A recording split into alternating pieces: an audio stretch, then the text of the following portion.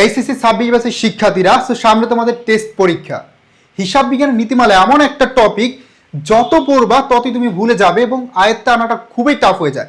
তোমাদের জন্য টেকনিকে জাস্ট একটা টেকনিক আমি এমনভাবে শেখাবো যাতে করে পূর্ণপ্রকাশ নীতিটার একদম A to Z তুমি সহজে মনে রাখতে পারো। চলো শুরু করি। দেখো এখানে লেখা আছে ব্যাংক সমন্বয়ের জন্য সম্ভাব্য টিকা প্রদান। জাস্ট এই ছোট্ট লাইনটুকু দ্বারা তুমি পূর্ণপ্রকাশ নীতির মধ্যে কোন কোন টার্ম আসবে এটা ইজিলি মনে রাখতে পারবা। শুরুতে দেখো এই লাইনটা তুমি 2-3 বার করে পড়বা। যেমন ধরো ব্যাংক সমন্বয়ের জন্য সম্ভাব্য টিকা প্রদান, ব্যাংক সমন্বয়ের জন্য সম্ভাব্য টিকা প্রদান 2-3 বার পড়লে কিন্তু তোমার মুখস্থ হয়ে যাবে। ঠিক আছে, এখন দেখো যে ব্যাংক সমন্বয় ধারা বোঝাচ্ছে যে ব্যাংক সমন্বয় বিবরণী তৈরি করা হয় তোমার পূর্ণপ্রকাশ নীতি অনুসারে, 1 নাম্বার।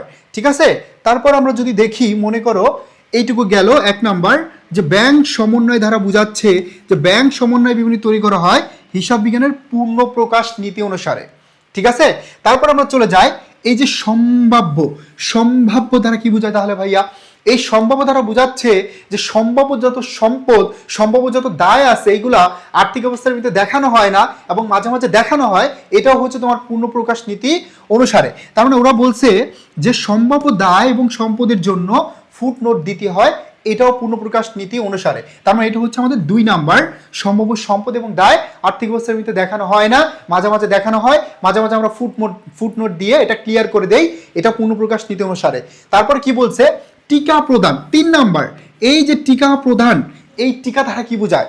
এই টিকা ধারা বোঝাচ্ছে যে তোমার এই আর্থিক অবস্থার বিবরণীতে ব্যবহৃত প্রয়োজনীয় নোট বা টিকা, এই যে ব্যবহৃত প্রয়োজনীয় নোট বা টিকা, অথবা এটার আরেকটা নাম হচ্ছে ফুটনোট। তার মানে ব্যবহৃত প্রয়োজনীয় নোট, টিকা অথবা ফুটনোট দেওয়া হয় হিসাব বিজ্ঞানের পূর্ণপ্রকাশ নীতি অনুসারে। আরেকটা পরে একটু মনে রাখবা 4 নম্বরে, যে অবচয় বর্ণনা করা হয়, এই বিষয়টা একটু মনে রাখবা। অবচয়টা বর্ণনা করা হয়, এই অবচয়টা বর্ণনা করা হয়, এটাও হচ্ছে হিসাব বিজ্ঞানের পূর্ণপ্রকাশ নীতি অনুসারে। অবচয় দেওয়া হয় বা ধার্য করা হয় চলমান প্রতিষ্ঠানের ধারণা অনুসারে, অবচয়কে ব্যয় হিসাবে দেখানো হয় মিলকর নীতি অনুসারে, আর অবচয় বর্ণনা করা হয়, এটা হচ্ছে তোমার অবচয় বর্ণনা করা হয় পূর্ণপ্রকাশ নীতি অনুসারে। তার মানে শর্টকাট ট্রিক্সে তুমি কিন্তু 30 সেকেন্ডে এটা মনে রাখতে পারবা, পরীক্ষার হলে কিন্তু তোমার ভুল হবে না। ঠিক আছে, কিন্তু এই পূর্ণপ্রকাশ নীতি এটা আসলে কি প্রকাশ করে এই বিষয়টা আমরা ক্লিয়ার করব। ঠিক আছে, এই পূর্ণপ্রকাশ নীতিটা হচ্ছে মূলত যেখানে কোনো কনফিউশন, যেখানে কোনো প্রবলেম, যেখানে কোনো সন্দেহ মনে হচ্ছে, সেখানে পূর্ণপ্রকাশ নীতি আমাদের ক্লিয়ার করে দিচ্ছে, টিকার মাধ্যমে ক্লিয়ার করে দিচ্ছে। মনে করো তুমি আয় বিবরণী করতেছো, মনে করো তুমি আর্থিক অবস্থা বিবরণী করতেছো, মনে হচ্ছে যে একটা টার্ম এটা আর্থিক অবস্থা বিবরণীতে যেতেও পারে নাও যেতে পারে, তখন তুমি টিকা দিয়ে দিলা। তো এটাই হচ্ছে মূলত পূর্ণপ্রকাশ নীতির কাজ। তার মানে পূর্ণপ্রকাশ, ফুল ডিসক্লোজার প্রিন্সিপাল, এটা কি করে? যে একদম স্বচ্ছ একটা তথ্য প্রোভাইড করে, যেখানে ঝামেলা, যেখানে কনফিউশন, সেই কনফিউশনটা দূর করে দেয় পূর্ণপ্রকাশ নীতি। এবং এই পূর্ণপ্রকাশ নীতি অনুসারে আমরা মূলত হচ্ছে এই যে নোট বা টিকা অথবা ফুটনোট এটা দিয়ে থাকি।